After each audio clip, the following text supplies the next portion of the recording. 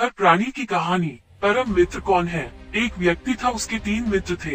एक मित्र ऐसा था जो सदैव साथ देता था, एक पर एक क्षण भी बिछुड़ता नहीं था। दूसरा मित्र ऐसा था जो सुबह शाम मिलता, और तीसरा मित्र ऐसा था जो बहुत दिनों में जब तब मिलता। एक दिन कुछ ऐसा हुआ कि उस व्यक्ति को अदालत में जाना था और किसी कार्यवश साथ में किसी को गवाह बनाकर साथ ले जाना था। अब वह व्यक्ति अपने सबसे पहले अपने उस मित्र के पास गया जो सदैव उसका साथ देता था और बोला, मित्र, क्या तुम मेरे साथ अदालत में गवाह बनकर चल सकते हो? वह मित्र बोला, माफ करो दोस्त, मुझे तो आज फुर्सत ही नहीं। उस व्यक्ति ने सोचा कि यह मित्र मेरा हमेशा साथ देता था, आज मुसीबत के समय पर इसने मुझे इनकार कर दिया। अब दूसरे मित्र की मुझे क्या आशा है? फिर भी हिम्मत रखकर दूसरे मित्र के पास गया जो सुबह शाम मिलता था और अपनी समस्या सुनाई। दूसरे मित्र ने कहा कि मेरी एक शर्त है कि मैं सिर्फ अदालत के दरवाजे तक जाऊंगा, अंदर तक नहीं। वह बोला कि बाहर के लिए तो मैं ही बहुत हूँ, मुझे तो अंदर के लिए गवाह चाहिए।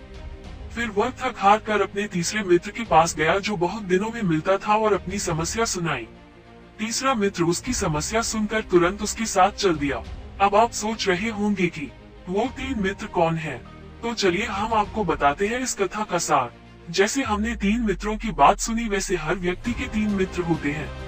सबसे पहला मित्र है हमारा अपना शरीर। हम जहाँ भी जाएंगे शरीर रूपी पहला मित्र हमारे साथ चलता है, एक पल एक क्षण भी हमसे दूर नहीं होता। दूसरा मित्र है शरीर के संबंधी, जैसे माता पिता, भाई बहन, मामा चाचा इत्यादि, जिनके साथ रहते हैं, जो सुबह दोपहर शाम मिलते हैं। और तीसरा मित्र है हमारे कर्म, जो सदा ही साथ जाते हैं। अब आप सोचिए कि आत्मा जब शरीर छोड़कर धर्मराज की अदालत में जाती है, उस समय शरीर रूपी पहला मित्र एक कदम भी आगे चलकर साथ नहीं देता, जैसे कि उस पहले मित्र ने साथ नहीं दिया। दूसरा मित्र संबंधी शमशान घाट तक यानी अदालत के दरवाजे तक राम नाम सत्य है कहते हुए जाते हैं तथा वहां से फिर वापस लौट जाते हैं। और तीसरा मित्र आपके कर्म है, कर्म जो सदा ही साथ जाते हैं, चाहे अच्छे हो या बुरे। अब अगर हमारे कर्म सदा हमारे साथ चलते हैं तो हमको अपने कर्म पर ध्यान देना होगा। अगर हम अच्छे कर्म करेंगे तो किसी भी अदालत में जाने की जरूरत नहीं है और धर्मराज भी हमारे लिए स्वर्ग का दरवाजा खोल देगा।